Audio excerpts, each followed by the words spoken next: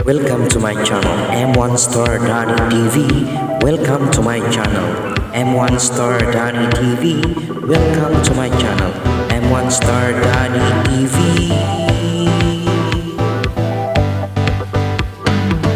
Huwag kalimutan mag-subscribe and hit the bell button. Hello, good evening guys. Tarkada natin dyan mga ating welcome back to my channel M1 Star Danny TV. Ngayon po, mayroon po tayong topic na naman tungkol ito sa naganap na hearing dyan po sa may Congress. Pagdinig ng hearing sa franchise ng ABS-CBN. At pakinggan po natin ang speech ni Deputy Speaker Marcoleta kung paano niya po nilatag ang kanyang mga suwestyon. Mapapanood natin dyan guys ang naging speech ni Deputy Speaker Marcoleta patungkol ito sa mga allegation sa ABS-CBN.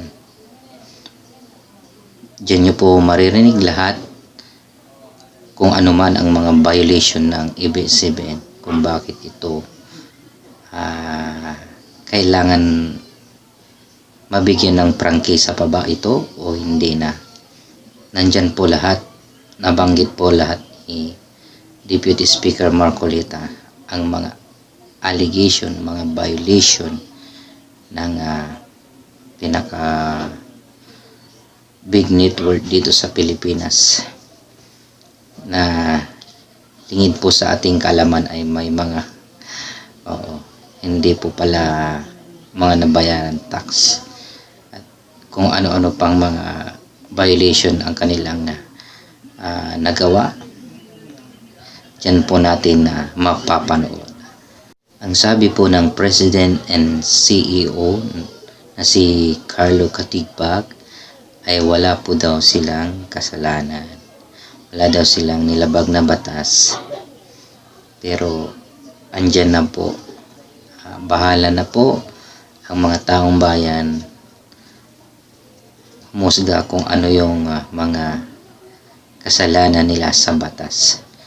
At maririnig ninyo naman po dyan sa speech ni Deputy Speaker Marcoleta lahat po ng violation ng big network na ito. Bakit tayo Paano masabi? naloloko na sa mga pangyayaring ito. Dito po tayo maliliwanagan guys kung kailangan pa bang bigyan ito ng another 25 years o kailangan na itong mag-stop sa pag-broadcast or hindi na po mabigyan ng prangkisa dahil nga po dyan sa mga violation ng ABS-CBN. So guys, ito na po, mapapanood nyo na po ang classroom na pwedeng lumabas. Meron po akong pin-repair na konti ring slide. Sana po maipakita muna bago ako magpatuloy. Pwede po, Deputy Speaker Marcoleta. Law, ibig sabihin batas. So kaya ginawa ang batas sa isang democratic country na kung nasaan tayo ngayon is para maging pantay-pantay ang lahat ng tao. Sa classroom may batas, bawal lumabas o bawal lumabas. Pero pag sinabing pag nag-comply ka na bawal lumabas, pero may ginawa ka sa pinagbabawal nila, inayos mo yung law ng classroom nyo at sinabmit mo ulit, ay pwede nang pala ikaw lumabas. Mr. Speaker, No. my distinguished colleagues, hindi po nag-comply sa batas ang ABS-CBN, kaya hindi po sila pwedeng lumabas at magpalabas. Those opposing the franchise application of ABS-CBN will show with clear and convincing evidence that ABS-CBN did not comply with the terms and conditions of its franchise, as well as our laws and the Constitution. In fact, they will show in the succeeding hearings of the Committee on Legislative Franchises that ABS-CBN deliberately and with impunity violated the conditions of its legislative franchise and more so our laws and the Constitution. Matagal na po kasi ang mga aligasyong ito. Hindi mamatay-matay, lumulutang sa internet, nasa labi ng mga Pilipino. Hindi seryosong binigyan ng pansin. Bakit po? Tikom ang bibig ng may kakayahang magsiwalat nito dahil takot sa maimpluwensyang network na kayang sirain ng tao, kandidato man o hindi. Salamat at ganap na ninindigan si Speaker Alan Peter Cayetano at hindi inalintana ang mga tuligsa sa kanya at pinayagan niya na magkaroon ng patas, bukas at malawak ang pagdinig sa mga aligasyong ito katulad ng nagaganap sa araw na ito. Ang banggit nga po sa John 8:32 ay ganito, "And you will know the truth, and the truth will set you free." Violation of the Constitution. Number 1, franchise is longer than 50 years. Hindi na po dapat payagan itong pagre-renew ng prangkisa ng ABS-CBN. Dapat na pong isara ang pinto para sa kanila. Bakit po? Because the ABS-CBN has been using the airwaves for more than 50 years. 53 years today, to be exact. Our Constitution says that Congress can grant a franchise of up to 50 years only. Taong 1957, nang makuha ni Don Eugenio Lopez Sr., may-ari ng Chronicle Broadcasting Network o CBN, ang Alto Broadcasting System o ABS. Simula po noong 1967 ay naging ABS-CBN na po ang tawag dito dahil sa merger ng ABS at CBN. Kung susumahin po natin ang prangkisa nito simula noong 1967, ay 53 taon na po itong gumagamit ng airwaves magpahanggang ngayon. 63 years naman po kung susumahin natin mula po ng pagkakakuha ng CBN sa ABS noong 1957. The Committee on Legislative Franchises should not allow itself to be used by ABS-CBN to again circumvent the Constitution and violate the categorical 50-year limitation imposed on franchises. Hindi na po dapat buhayin muli ng Kongreso ang prangkisa ng ABS-CBN sapagkat ayon po sa ating saligang batas, ang buhay ng prangkisa ay hindi dapat lumampas ng 50 taon. EDSA Revolution. Siguro po may mga ngatwiran at sasabihin ng ganito. Sinara naman ng martial law ang ABS-CBN. Di po ba? Dapat huwag bilangin ang panahon na yon. Tanggapin po natin sandali na isinara nga ang ABS-CBN simula Setyembre 23, 1972, pagkatapos na ideklara ang martial law. Pero hindi po ba nagbukas din ito agad matapos na ito ay mabawing muli ng pamilya Lopez noong EDSA Revolution? Hindi ba't kulang-kulang 13 taon din po ang namagitan na panahon? So let's assume that we subtract 13 years from the 63 years that ABS-CBN has been in operation starting 1957 when CBN acquired ABS. Hindi ba't 50 taon din po ang magiging resulta? Ibig pong sabihin, tapos na at paso na pa rin ang prangkisa ng ABS-CBN with or without martial law.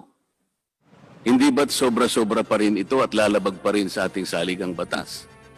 Naging palasak nga noong panahon ng martial law ang kantsaw na tama na, sobra na. Subalit ang mahalagang tanong po ng taong bayan na hindi pa nasasagot magpahanggang ngayon ay kung paano biglang nabawi ng mga Lopez ang ABS-CBN mula sa pag-aari ng gobyerno pagkatapos maitalaga ang Cory administration. Sinulatan po noon ni dating Senador Lorenzo Tanyada ang Presidential Commission on Good Government na isoli na sa mga Lopez ang ABS-CBN kahit may arbitration pang nagaganap sa pagitan ng pamahalaan at ABS-CBN. Na i-turn over po agad ang istasyon ng ABS-CBN sa mga Lopez sa kabila ng wala pang pagtukoy sa tunay na pagmimay-ari nito ayon sa kautusan sa Board of Administrators na binuo sa Letter of Instruction number 1 ni Pangulong Cory Aquino. Sa ngayon po ay wala man lang mailabas na papeles tungkol dito ang PCGG. Nagbayad po ba ang ABS-CBN sa Administrasyong Cory Aquino? Nag-public bidding po ba?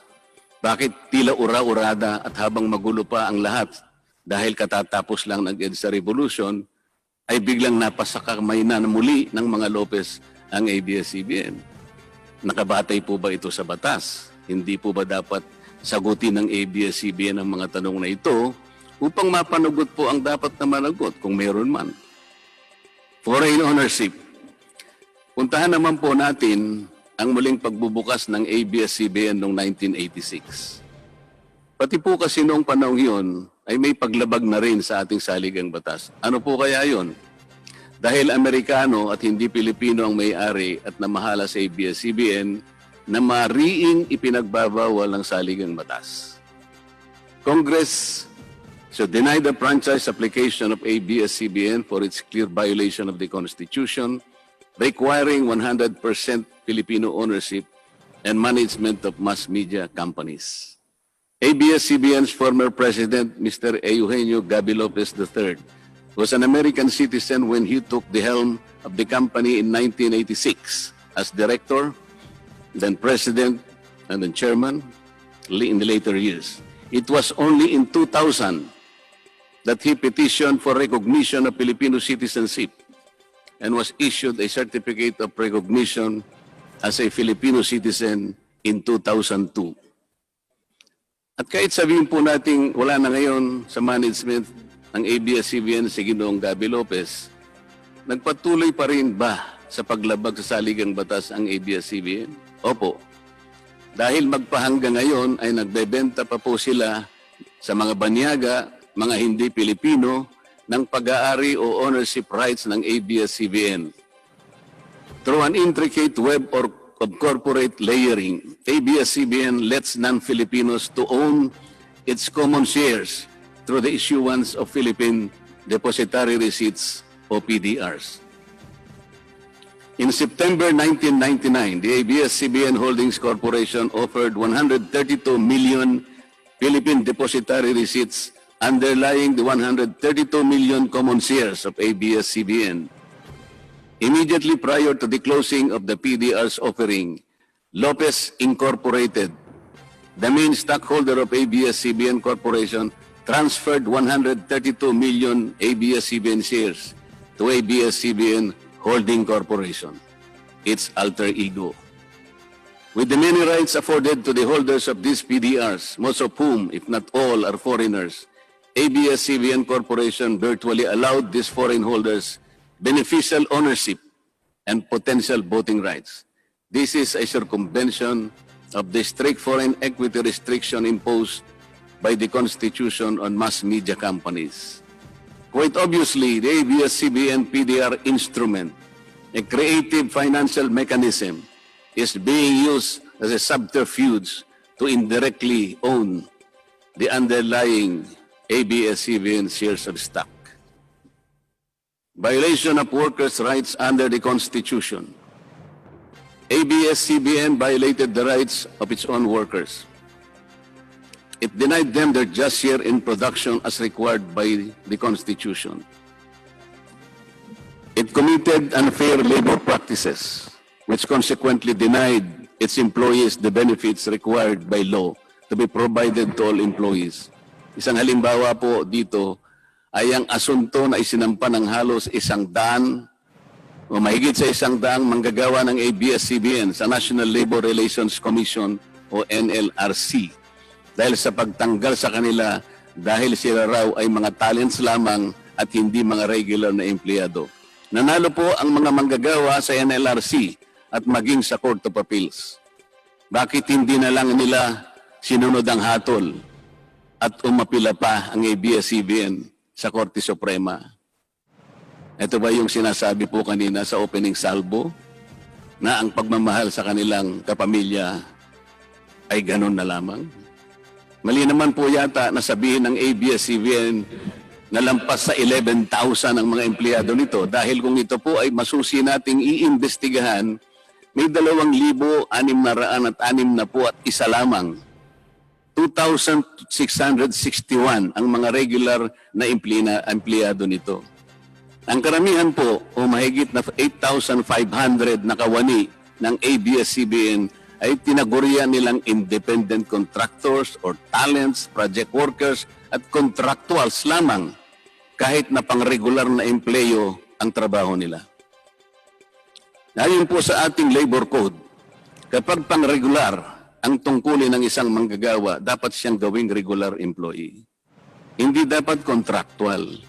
Hindi dapat independent contractor, talent, o kaya'y project worker lang. Malinaw na labag sa batas ang ginagawa ng ABS-CBN. Sana ay ibalita rin po ito ng TV Patrol upang mabunyag ang libo-libong endo sa kanilang bakuran. ABS-CBN has not regularized its contractual workers and talents despite performing the functions of regular workers. It even forced some of its workers to sign employment contracts containing waiver of the right to regularization.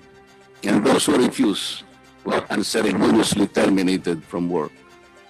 ABS-CBN has subcontracted most of its production work to subcontractor production companies despite the fact that production is directly related to its core business. These production entities are paid minimally, whose workers obviously get lesser benefits and take-home pay compared to ABS-CBN's regular employees. And yet, the profit generated by ABS-CBN from its independent production companies appear greater than its expenses, especially those expenses that are even deductible for income tax purposes. Kung kaya't hindi po may kakaila sa publiko na napakarami ng labor cases na hinarap at haharapin pa ng ABS-CBN. Ang masaklap pa po dito ni hindi nagbibigay ng contribution ang ABS-CBN para sa benepisyo ng kanilang mga empleyado. Dahil po sa 2,661 lang ang regular employees nito, ang mga ito lang ang may benepisyo. Ang iba po na mahigit 8,500 na nagtatrabaho sa ABS-CBN ay wala po ni katiting na government-mandated benefits na natatanggap katulad ng SSS, PhilHealth o kaya Pag-ibig.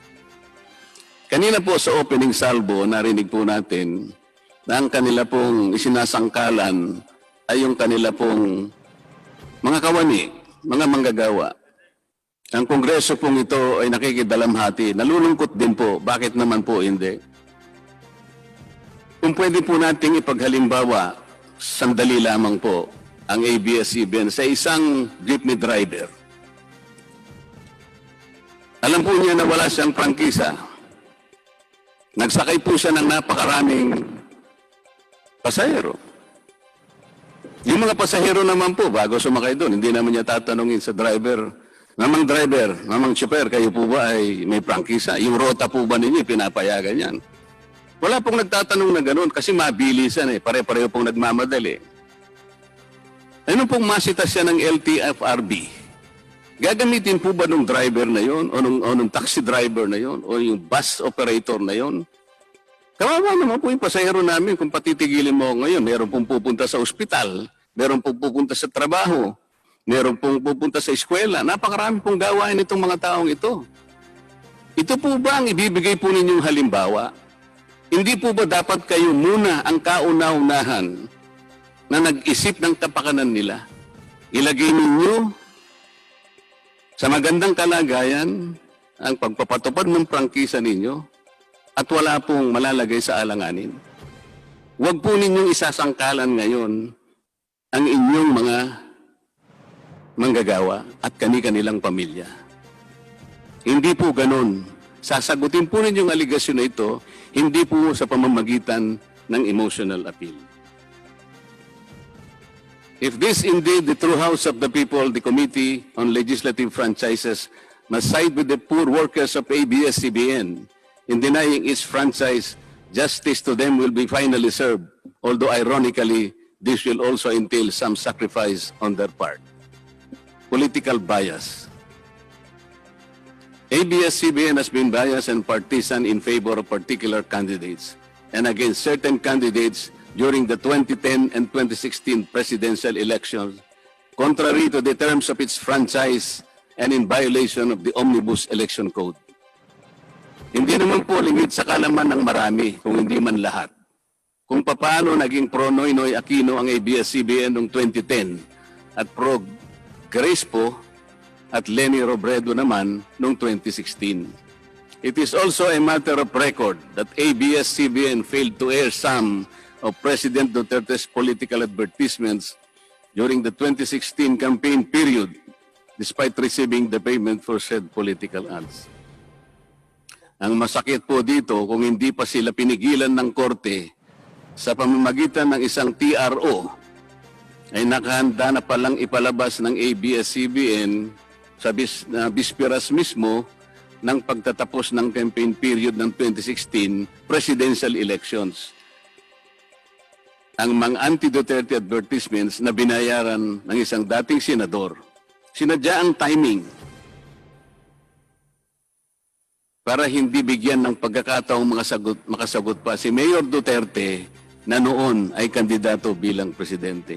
Mabuti na lamang at napahinuhod ng ang korte ng petisyon ni Speaker Alan Peter Cayetano na noon po ay Vice Presidential Candidate ni Pangulong Duterte at dagliang nag-issue ng TRO ang korte sa ABS-CBN.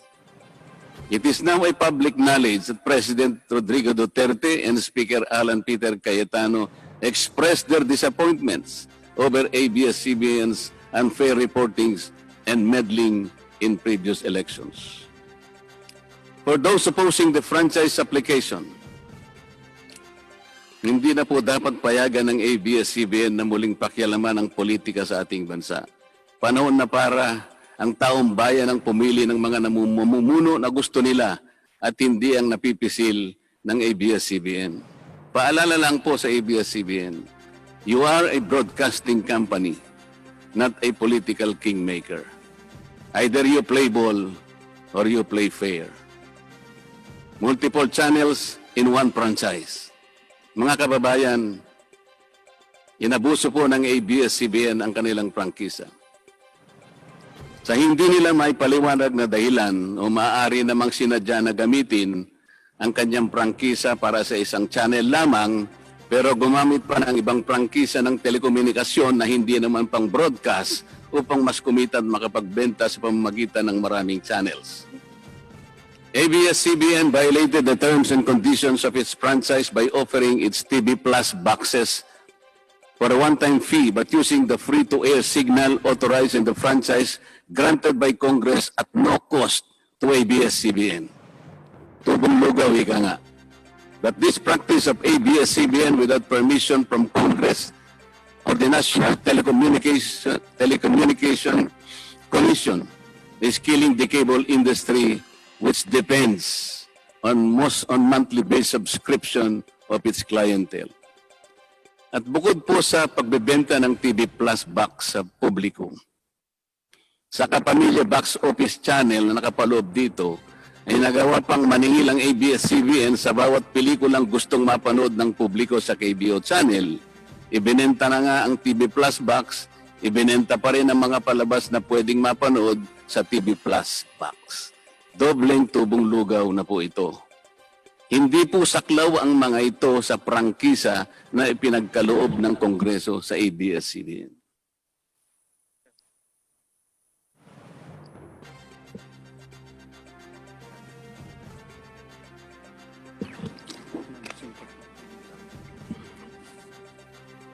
ABS-CBN, contrary to the terms and conditions of its franchise, operated this pay-per-view channel, otherwise known as the Kapamilya Box Office or KBO, without a valid permit from the NTC. And despite NTC's order to refrain from operating a PPB until the issuance of an appropriate guideline for the same, ABS-CBN continued its operation until the expiration of its franchise on May 4, 2020. Tax evasion. ABS-CBN also violated the terms and conditions of its franchise by engaging in tax avoidance schemes, which deprived the government of the much-needed revenue. It used its wholly owned subsidiary, Big Dipper Digital Content and Design, Inc., a PESA-registered company, as tax shield. Its main customer is ABS-CBN Hungary. And because of this unconscionable tax avoidance scheme, ABS-CBN alleged effective tax rate in 2018 was at negative 5%. This means that ABS-CBN managed to avoid paying taxes in 2018. Bakit po ang GMA7 na hindi naman kasing laki o kasing yaman ng ABS-CBN ay nakapagbayad ng buwis sa pamahalaan ng 1.6 billion pesos noong 2018?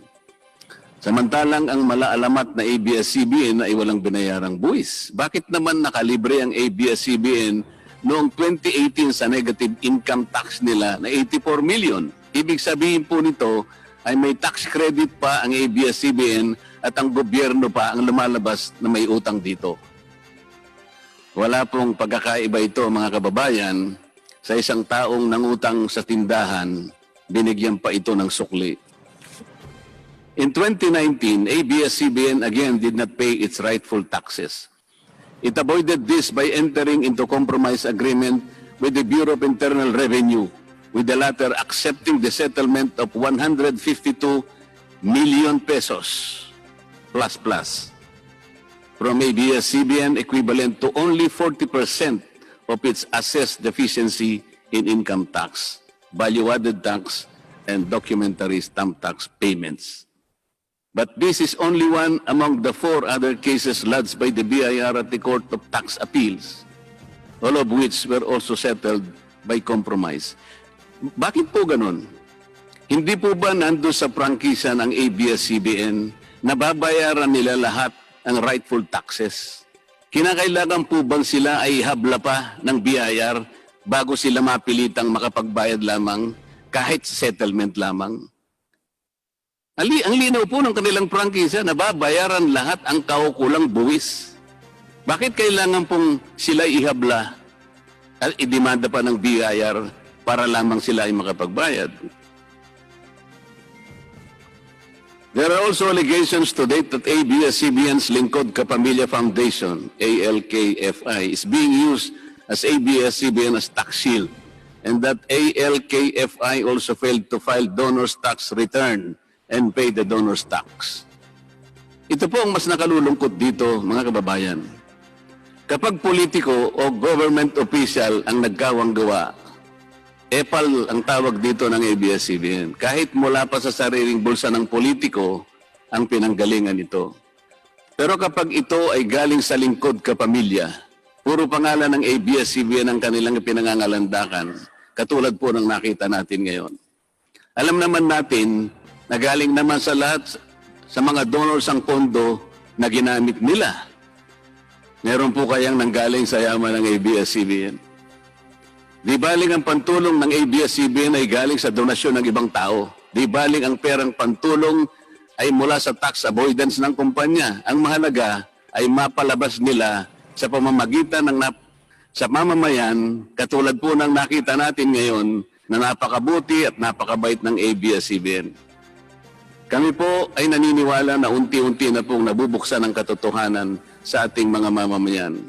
Hindi po ba mas maganda at katanggap-tanggap na tumulong sa kapwa ng walang nalalabag na batas at buong sikap pang nasusunod ang prangkisa? Dahil po ba kayo ay nakapagdudulot ng saya, ng aliw sa ating mga mamamayan? Dahil po ba kayo ay nakapagbibigay ng inspirasyon, ng pag-asa, ng katatagan ng loob na kagaya po sa opening salvo kanina ng representative ng ABS-CBN? Hindi na po ba natin susundin o tutuparin, isasaalang-alang ang ating mga batas, ang ating saligang batas, o kaya ang prangkisa ninyo? Makakapagpasaya naman po tayo. Makakapag-inspire po tayo. Nang hindi po tayo lumalabag sa batas. The House of Representatives should endeavor not to grant the franchise application of ABS-CBN because it has deliberately floated the Constitution and other related laws. Even the terms and conditions of its previous franchise to suit its own business and political interest, but to the prejudice of the greater good. The grant of a legislative franchise is merely a privilege and not a matter of right. Congress has the exclusive constitutional authority to award, alter, or revoke this privilege when the common good so requires, as in this particular case of ABS-CBN. We believe that it is but right for the House of Representatives to deny this time the franchise of ABS-CBN for flagrantly violating the Constitution and related laws, even its own franchise, making it unworthy of the grant of this special privilege by the state.